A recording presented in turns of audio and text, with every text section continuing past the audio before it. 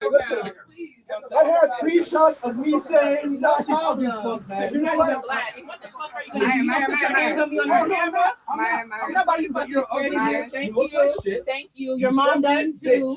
And everything you're saying to me will bounce off of me and stick right back to you, your bitch, and that bitch that you fucking on. Thank you. You just transferred your energy and gave me all your money, nigga. I declare and I decree that. This show is going to be in the fucking ditch. Just like you and your bitch. How about that? Do it. Get the fuck out of here. It's Florida. You stupid nigga. It's Florida. Get the fuck up out of here, bitch. This is Florida. You niggas aren't going to be. Okay. So we're already a minute and not even a minute in, 44 seconds in, he's already called her the N-word with the hard ER. She's up here. We don't have too much to go off of as to why the argument started. I don't really care why the argument started. It started, and these things were said. What ends up happening after this is she continues to talk to Myron. Myron continues to talk to her. There's two female security guards that she kind of tries to get over, and they start fighting. At that point, the video cuts off. And so I think this is crazy. First, I want to get on Myron. Myron hates Black Americans. Let's just keep it 100. I think at his core of core, Myron from Fresh and Fit does not like Black Americans. I know that he is Black, but he is not from America originally. And because of that, I think he has a different upbringing and a different viewpoint on us. I think that Myron doesn't even hate Black women as much as I think he hates Black men, if you want me to be honest. And I think that Myron is two things. One, he is an ultimate troll. And two, I think that somewhere down the line, he was hurt by Black culture. And not by Black women, but by Black men. And this is just me and how I'm thinking of it. I feel like Myron is, probably late 20s, 30s. And so he came over to America at a point in time where things are still vulgar. People are still saying that's GAY. People are still saying the F word. A lot of things are not politically incorrect at this point in time. So, and the jokes are flying and it's comedy, whatever it is. We had tougher skin back in the day. I mean, if we want to say that, or do you want to say it was more, discrimination was more allowed, racist jokes were more allowed? You could say that as well. However you feel about it is how you feel about it. But more than likely, Myron being from where he's from, because I don't know exactly where in Africa he's from, but he's from over there. So him being where he's from in America, dealing with Black Americans, I can see where it's possible that he grew a disdain for us, mostly Black men, because I feel like at one point in time in his younger years, he probably tried to be accepted by us and it wasn't happening, or he was accepted, but it wasn't fully. You get what I'm saying? So he could also be one of those people who are sensitive, which I think that as well when you see his reactions to people like Asian Doll, whereas he was accepted in the group to a certain degree, but us as Black Americans, we're going to crack jokes, right? And so I think that is how we show love in a way. Does it make it right? No, and sometimes jokes can be hidden, or can be covering up some sort of hate for that person. So I also don't want to leave that out.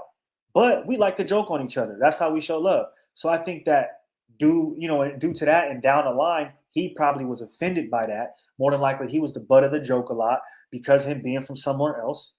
Let's just keep it 100. Back in the day, people was getting cracked on for being dark-skinned. People was getting cracked on for being gay. People was getting cracked on for being the African kid and whatever it was. We made fun of everything back in the day. We did. There was nothing off limits. So I'm sure what he was exposed to possibly put a sour taste in his mouth. You know what I mean? Imagine you coming over here and wanting to be a part of this culture, but then this culture not necessarily accepting you. And I think that happens to Black Americans as well. But what I think is too, there's Black Americans that don't feel welcome in their own culture because of certain things that they may like to do. And those things may be seen as different or white compared to other people or the majority of people in Black culture. So it happens all the time. But see, the difference is when you grow a resentment for us because of that. You have to understand that. And this is why nuanced conversations are important. But see, Myron will never have those because when you have a nuanced conversation, you have to come to this conclusion that, you know, there's more than one viewpoint of something. And at that point, if you're just holding on to your viewpoint that strong, then that's your ego. And that's where you're failing to a certain degree as a person. And so I think that's why he stays away from those conversations, because if he was to have a conversation about the black community, and how people are, he would see and understand how dynamic the culture is, and how, yeah, you might have came into the culture and wanted to be a part of a certain part of the culture, and you weren't allowed or you weren't accepted fully, but there's a whole nother side to black culture that maybe you never tried to look into because of your your pushback from this part of the culture.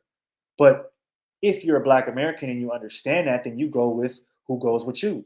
So there's black nerds, there's black people who watch anime, there's black people who gangbang, there's black people who are into school and politics, and like any other group of people, there's subcultures within a culture, right? So I think Myron, if he really wanted to, could have been a part of black culture, but he let that sour taste in his mouth, dictate his future, and kind of had that, I'm gonna show you all kind of attitude, right?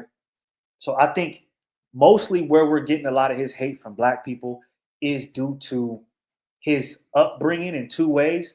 This way being him being hurt by us as a community and probably not being fully accepted.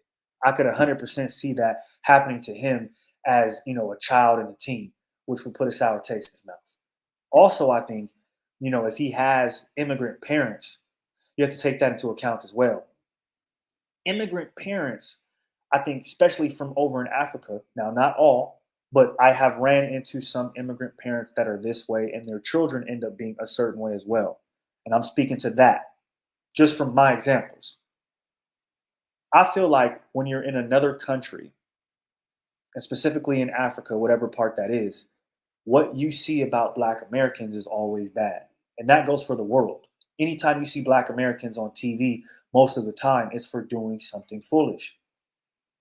And America sends that image out at 100 miles an hour because they already want your ideology to be what they want it to be.